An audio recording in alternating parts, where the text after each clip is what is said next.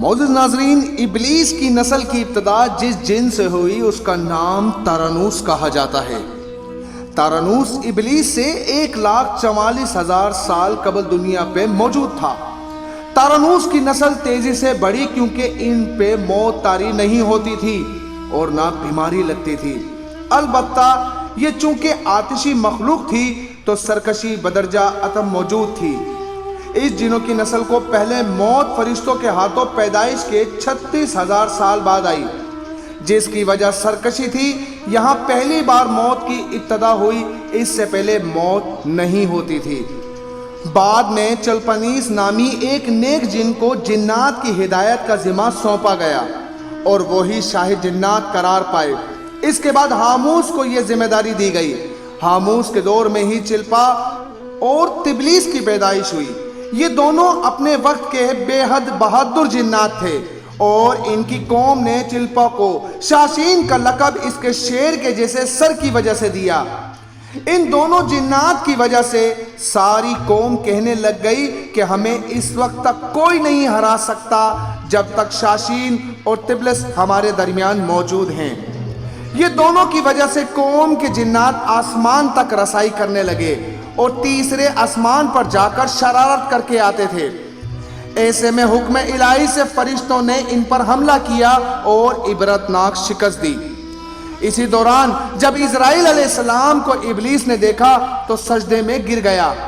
ابلیس شروع سے ہی ایک نڈر اور ذہین بچہ تھا۔ اس میں باپ کی بہادری اور ماں کی مکاری کوٹ کوٹ کر بھری ہوئی تھی۔ اس نے ملائکہ کے ساتھ جا کر توبہ کا باقاعدہ اعلان کیا اور پھر فرشتوں سے فیض علم حاصل کرنے لگا۔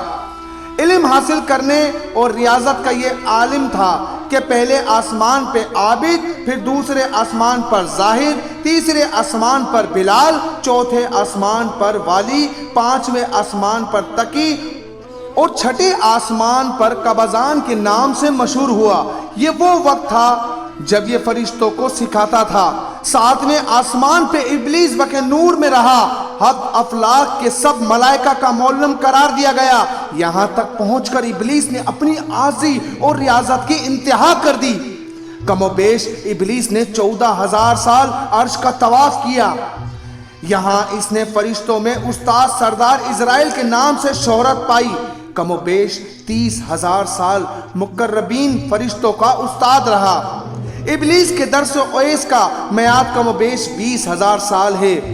فرشتوں کے ساتھ قیام کی مدت کم و بیش 80,000 سال ہے۔ ابلیس کو حکم ہوا کہ دروغہ جنت رضوان کی معاونت کرو اور اہل جنت فرشتوں کو اپنے علم و فضل سے بہراور کرو۔ یہ ابلیس کو جنت میں داخلے کا پروانہ مل گیا اور جنت میں بھی اپنے علم سے دروغہ جنت رضوان کو سیراب کیا اور یہ جنت رضوان کی کنجیاں ابلیس کے پاس رہیں۔ روایت کے مطابق ابلیس 40,000 سال تک یہ فرض خزانچی انجام دیتا رہا۔ یہی وہ مقام اعلیٰ ترین جنت رضوان ہی تھا جہاں ابلیس نے پہلی بار بادشاہت کے خواب دیکھنے شروع کیے۔ اس وقت ابلیس کے پاس ہفت اقلیم، افلاک، جنت و دوزخ سب کا اختیار تھا اور اس نے چپے چپے پہ سجدے کیے تھے، مگر یہاں پہ ابلیس عاجزی سے پہلی بار بھٹکا اور خود کو بادشاہ بنانے اور رب بن جانے کے خواب دیکھنا شروع کیے۔ کئی ملائکہ کے سامنے ربوبیت کے بابت بات بھی کی، مگر ملائکہ کے انکار کے سبب چپ ہو گیا اور یوں نظام چلتا رہا۔ مگر اس سب سے اللہ تعالیٰ کی ذات بے خبر نہ تھی۔ پھر آدم علیہ السلام کی تخلیق کا مرحلہ آیا، جیسے قرآن مجید میں واقعات بیان ہوئے ہیں۔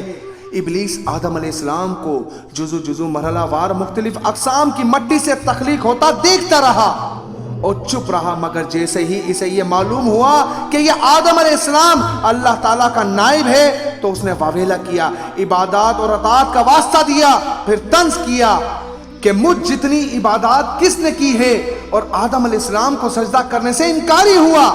تب اللہ تعالیٰ نے کہا، نکل جا شیطان مردود۔ لعنتی قرار پانے کے بعد ابلیس نے اپنی عبادات اور ریاضات کا رب کریم سے عوض مانگا، جس پر اللہ تعالیٰ نے ابلیس کو ایک وقت معلوم تک مہلت فراہم کی، جس پر ابلیس نے اولاد آدم کو صراط مستقیم سے بھٹکا کر اپنا پیروکار بنانے کا دعویٰ کیا۔ جس پر رب کریم نے فرمایا کہ جو متقی اور پرہیزگار ہوں گے تو ان کو گمراہ نہیں کر پائے گا۔ ابلیس کے اس لعنتی کام میں اس کے 5 ساتھی ہیں۔ صبر، اس کا اختیار میں مصیبتوں کا کاروبار ہے، جس میں لوگ ہائے واویلا کرتے ہیں، گریبان پھاڑتے ہیں، منہ پہ تماچے مارتے ہیں اور جہالت کے نعرے لگاتے ہیں۔ اوار، یہ لوگوں کی بدی کا مرتکب کرتا ہے اور بدی کو لوگوں پہ اچھا اور پسندیدہ کر کے دکھاتا ہے۔ مصوبت، یہ کذب، جھوٹ اور دروغ پہ معمور ہے، جسے لوگ کان لگا کر سنیں۔ یہ انسانوں کی شکل اپنا کر ان سے ملتا ہے اور انہیں فساد برپا کرنے کی جھوٹی خبریں سناتا ہے۔